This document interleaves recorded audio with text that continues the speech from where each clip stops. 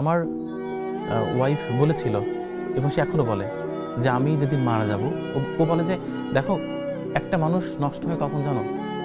তার স্ত্রীর অসামঞ্জস্যপূর্ণ চাহিদার কাছে। আমি ক্যান্সার পজিটিভ, আমি কবে মারা যাব ঠিক নেই। আমার যদি চাহিদা না থাকে, তোমার এত কিসের চাহিদা? আমি চাই তুমি এভাবে বেঁচে থাকো, তুমি প্রকৃতিকে এভাবে বর্ণনা করো।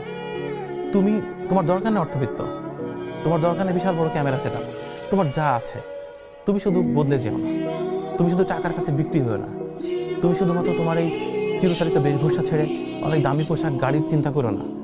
তুমি প্রতিদিন সকালে মাঠে বেরিয়ে যাও, গ্রামের পর গ্রাম ঘুরে বেড়াও, সবার সাথে মেশো, তুমি এভাবে থাকো, তোমার টাকা লাগবে না। তোমার অত প্রমোশন দিয়ে অনেক কিছু করার দরকার নেই। আমাদের অত বড় বাড়ি দরকার নেই, আমাদের গাড়ি দরকার নেই, কিচ্ছু দরকার নেই। আমি কবে না কবে মারা যাব, তোমার অত চিন্তা করার দরকার নেই। আমি চাই না কিছু, নিশ্চয় আমি না চাইলে তোমার চাওয়ার দরকার নেই।